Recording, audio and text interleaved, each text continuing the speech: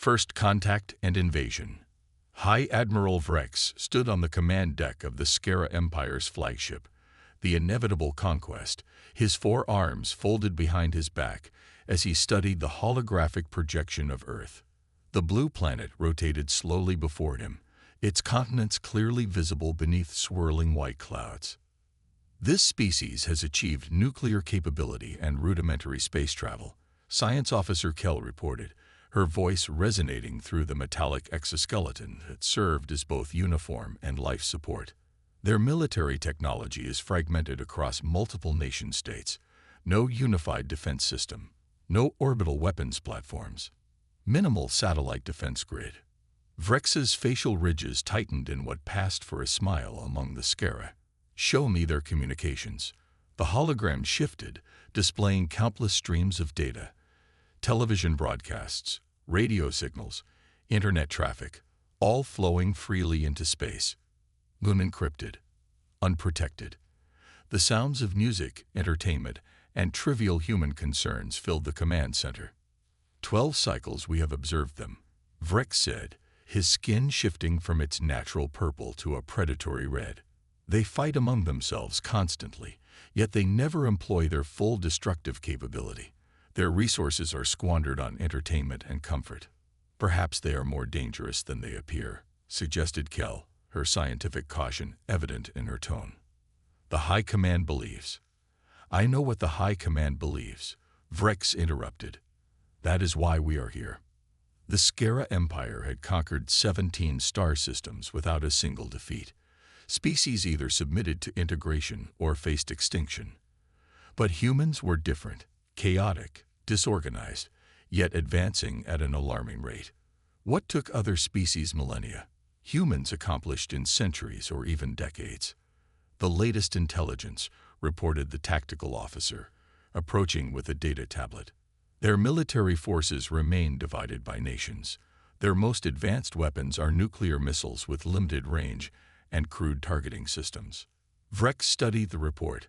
Earth's orbital structures were simple communications devices, some primitive surveillance technology, nothing that could detect Skara ships in stealth mode.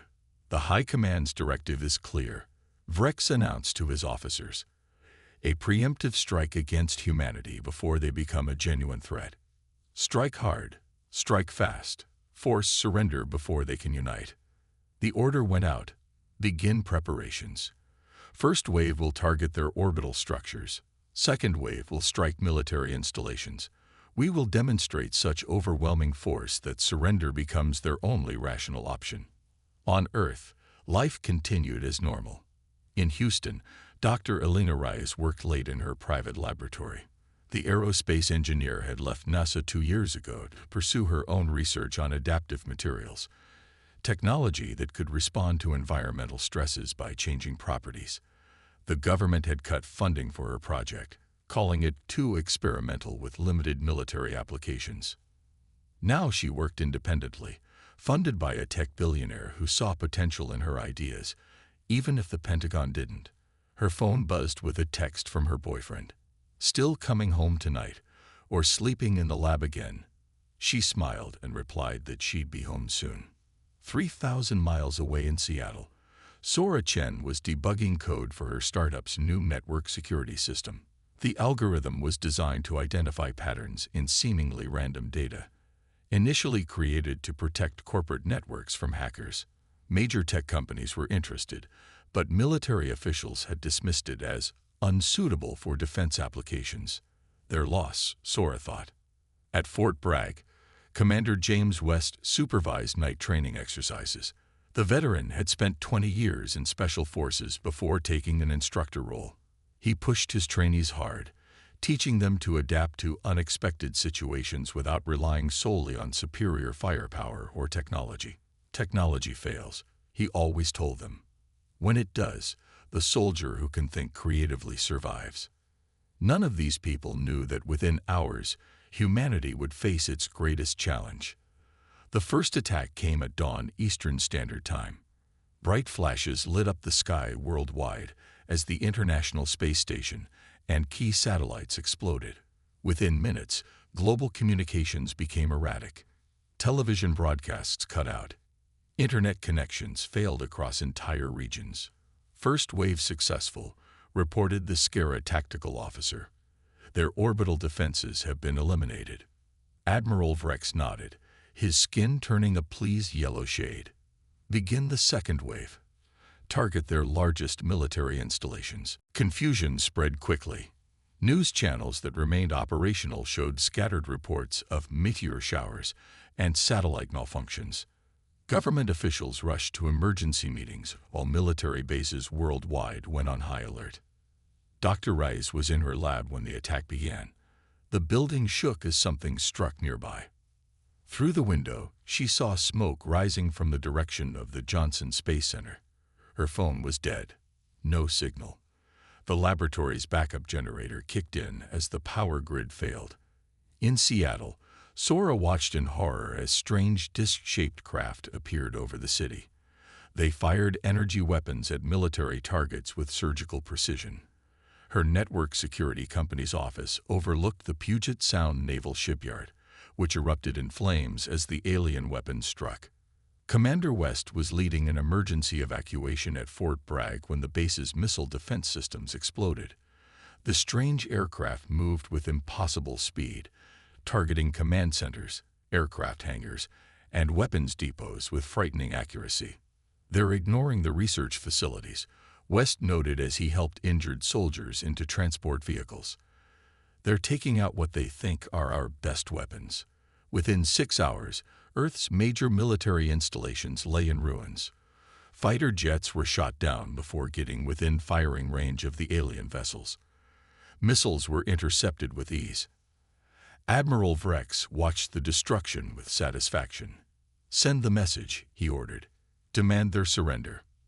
The transmission went out on all frequencies in all human languages. "People of Earth, your military defenses have been neutralized. Your resistance is futile. Surrender to the Skara Empire or face extinction." But the response was not what he expected. Instead of one unified answer, hundreds of different replies came back. Some human leaders demanded to know who the attackers were. Others promised retaliation. Some offered negotiation. A few smaller nations even attempted to ally with the invaders against their Earth enemies. "This is chaotic," said Science Officer Kell, bewildered. "Do they not have a world government?" Vrex's skin darkened with concern. "No. Their planet is divided into nearly 200 sovereign territories." "Then who do we negotiate surrender with?" Vrex had no answer. The Skara had never encountered a species so politically fractured yet technologically advanced. It made no sense. As night fell over the smoking ruins of Earth's military bases, emergency meetings convened in bunkers and secure facilities worldwide. For the first time in human history, all major powers faced the same enemy. "We need to work together," West told gathered military leaders at an underground command center. "This is no longer about nations. It's about our species." In her lab, Dr. Rice salvaged what equipment she could. "They destroyed our military," she told her small team of researchers who had made it to the lab. "But our best technology was never in those bases to begin with."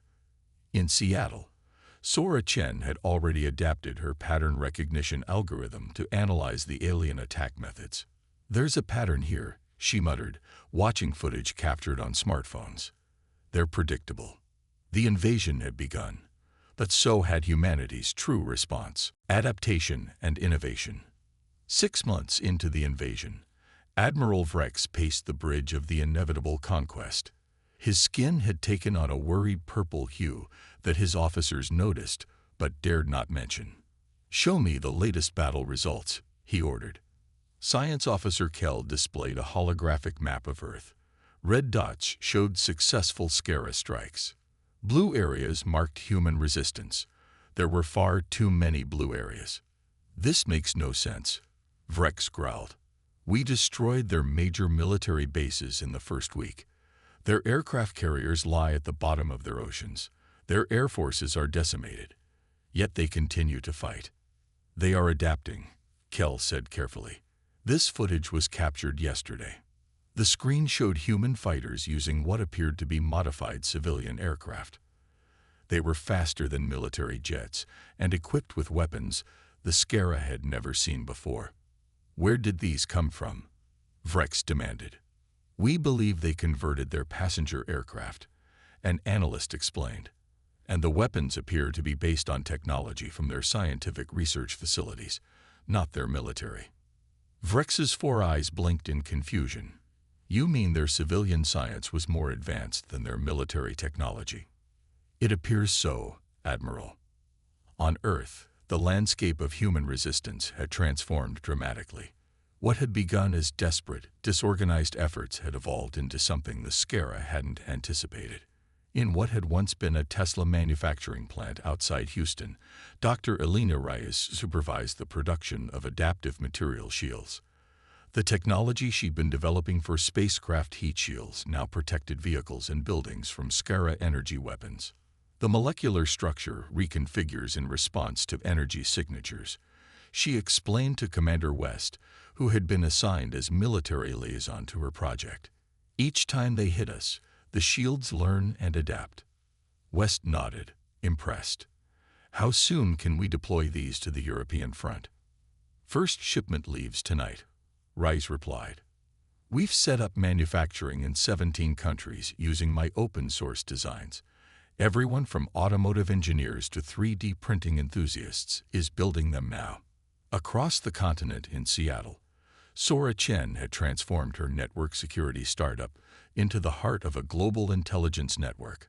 Her pattern recognition algorithms now predicted Skara attack patterns with 78% accuracy.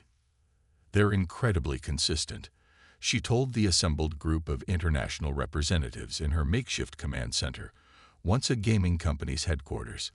Their tactical doctrine never varies. Once we know what they consider high-value targets, we can predict where they'll strike next.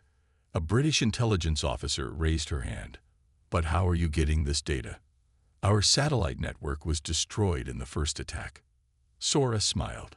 We're using the planet's existing cellular network, modified by millions of civilian smartphones. Everyone with a working phone is now essentially a sensor in our early warning system. The innovation wasn't limited to technology. Farming communities had developed underground growing systems. City dwellers created decentralized power grids. Former cruise ships became mobile hospitals beyond Skara targeting algorithms. What amazed Commander West most was how quickly information spread. When a mechanic in Kenya discovered that Skara sensors couldn't detect vehicles coated with a specific mixture of common chemicals, the formula was shared globally within hours through the remnants of the Internet, now rebuilt through thousands of independent nodes. In orbit, Admiral Vrex received increasingly alarming reports. 12 ships damaged in the last week, Kell reported. The humans are targeting weak points we didn't know we had. How? Vrex demanded, slamming his fist on the console. Their weapons should be no match for our shields. They're using our own energy signatures against us, Kell explained. Somehow they've mapped our shield frequencies. What Kell didn't know was that 3 college students working in a basement had cracked the Skara shield code using gaming computers and software designed for music production. The solution had spread globally within days through encrypted channels. These humans, Vrex muttered. They don't fight like any species we've encountered. Where is their central command? Their military leadership? Who coordinates these attacks? That's just it, Admiral, Kell said. As far as we can determine, no one does, at least not in the way we understand military hierarchy. They're self-organizing. Meanwhile, in a converted automotive factory, Commander West supervised the training of new pilots.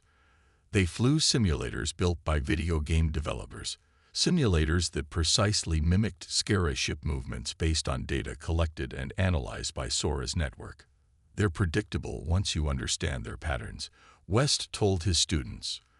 They've never had to adapt their tactics because they've never lost a war.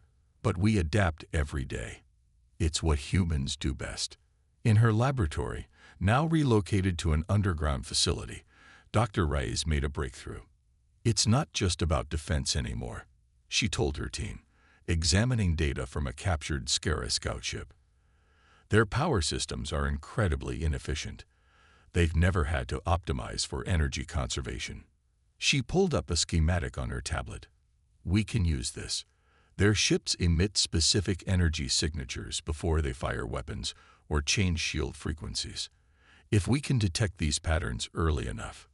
The idea spread quickly.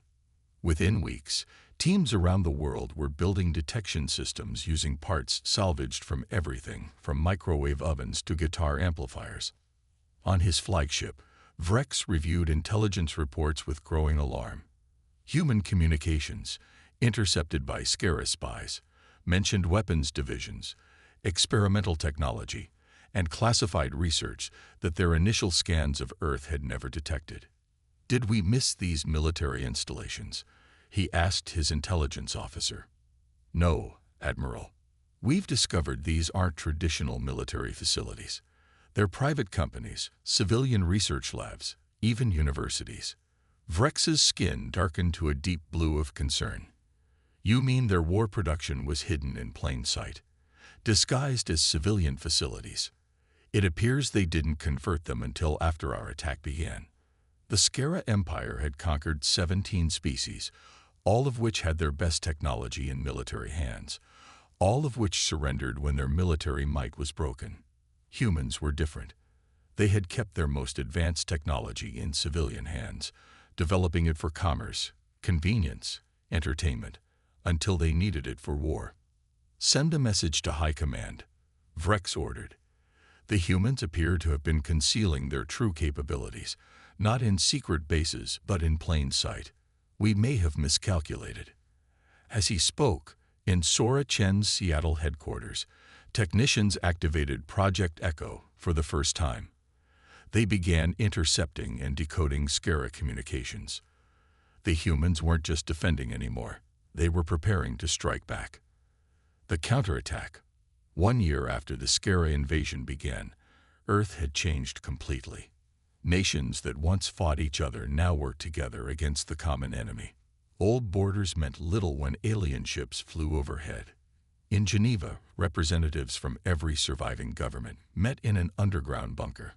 On the wall, a large screen showed the current state of the war.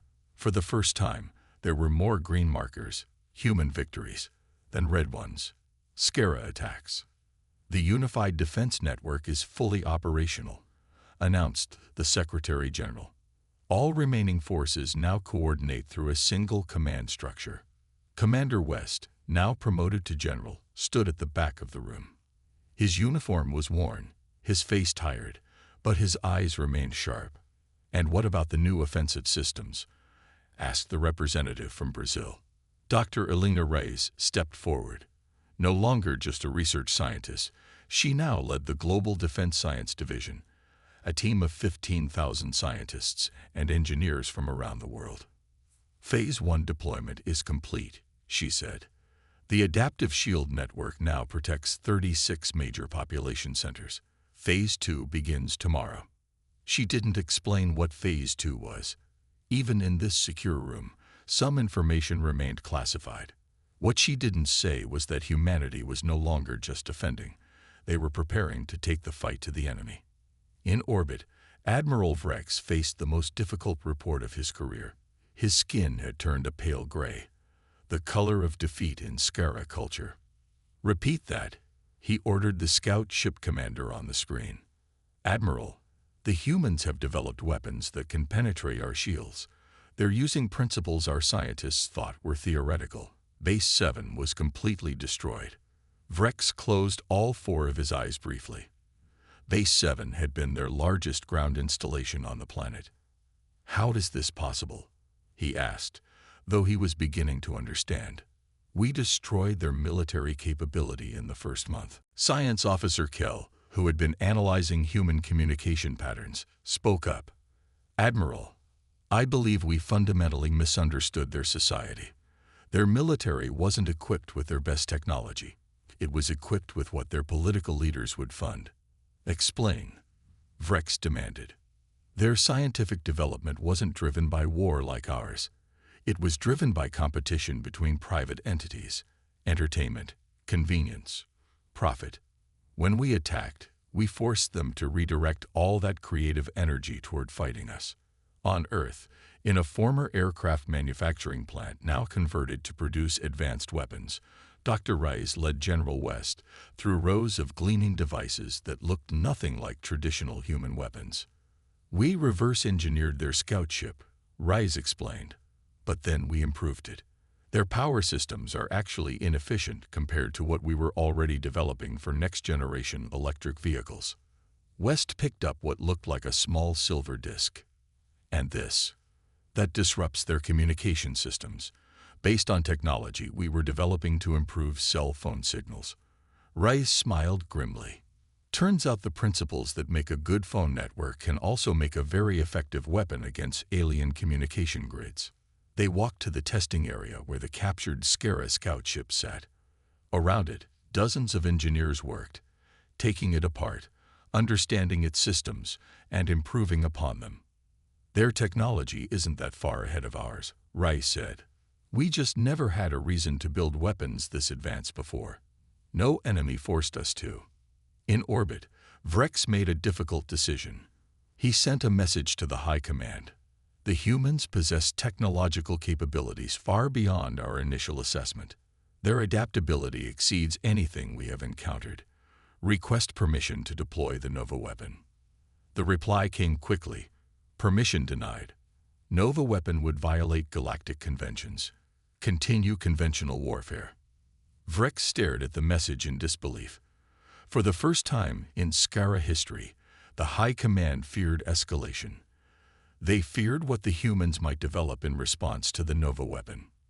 The awakening giant was beginning to show its true strength. 18 months after first contact, the war had changed dramatically. Humans were no longer just defending. They were attacking. General West stood on the deck of the U.S. Hope, once a cruise ship, now the command center for Operation Pushback. Around him, a fleet of vessels moved across the Pacific Ocean. Some were military ships that had survived the early days of the invasion. Others were fishing boats, cargo ships, and even private yachts, all modified with technology that didn't exist a year ago. "All vessels report ready, sir," his communications officer said. West nodded. "Begin the operation." Above them, 7 Skara warships patrolled. Their sensors swept the ocean below. They didn't notice anything unusual until it was too late. From the water, 300 devices launched simultaneously. Not missiles, but small drones developed by a video game company that once made toys. They flew in patterns that confused Skara targeting systems, patterns created by teenagers who had spent years mastering video games. The Skara ships fired, hitting some drones but missing most. Then the real attack began. From the U.S. Hope, Dr. Rice activated the weapon they called Blackout, based on principles she had been researching for clean energy transmission. It sent an electromagnetic pulse, specifically tuned to Skara technology. In orbit, Admiral Vrex watched in horror as the screens on his bridge flickered and died. Emergency systems kicked in, but they were limited. "Report," he shouted. 7 ships disabled over the Pacific region. Kell said, her voice shaking. "Communications and weapons offline. And Admiral, the humans are boarding them." Vrex's skin turned white with shock. "Boarding? How can they even reach orbit?" The answer came from a small research facility in New Mexico, where scientists had been quietly developing anti-gravity technology before the war. They had never received full government funding. Their project was considered too experimental by military planners. Now, modified shipping containers carried assault teams directly to the disabled Skara vessels. Within hours, 5 Skara ships had been captured intact. The human teams, using technology reversed engineered from earlier captures, accessed the ship's navigation systems, downloaded their star charts, and planted Sorachen's viruses in their computers. The tide had turned. 3 days later, Admiral Vrex stood before the High Command via holographic projection. His report was grim. "The humans have captured 5 of our capital ships and 17 scout vessels. They have adapted our technology and improved upon it. Their counterattacks grow more effective each day. The High Commander's skin shifted to the deep purple of concern. How did we misjudge them so severely? We assessed their military capability, Vrex replied. But their true strength lay elsewhere, in their civilian innovation, in their adaptability, in their decentralized response to threats. They don't think like we do. The High Commander was silent for a long moment. Your recommendation, Admiral. Vrex straightened. Withdrawal and diplomatic contact. This is not a species we want as an enemy. Their technological development under pressure is unprecedented. If the war continues, I cannot guarantee victory. In fact, I believe defeat is inevitable. 1 month later, the first official diplomatic meeting between humans and the Skara took place in neutral orbit. General West, Dr. Reyes, and Sora Chen represented Earth alongside diplomats from the newly formed United Earth Council. The Skara delegation, led by Science Officer Kell, now promoted to replace the disgraced Admiral Vrex, approached cautiously. We offer terms of peace, Kell began. We're listening, replied the Secretary General. We underestimated your species, Kell continued. Our assumption that your military capabilities represented your full technological potential was flawed. Dr. Reyes studied the alien with scientific curiosity. Your mistake was attacking us before understanding us. Humans have always kept our most innovative thinking in civilian hands. We create for commerce, convenience, entertainment, until we need to create for survival.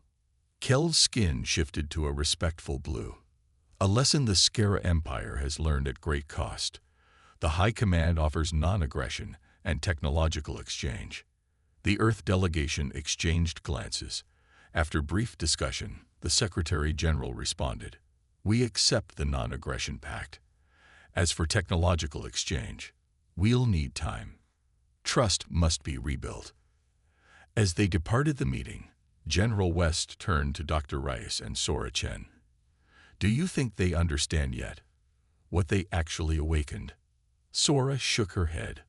I don't think so. They see our weapons, our shields, our countermeasures, but they don't really understand. Understand what? Asked a young diplomat walking beside them. Dr. Reyes smiled slightly. That what they witnessed wasn't humanity at war. It was humanity just beginning to focus. Imagine what we'll create now that we know what's out there. The diplomat looked confused, but West nodded in understanding. The Skara had declared war on humanity, only to discover that humans hadn't even been trying. Until now. And the universe would never be the same.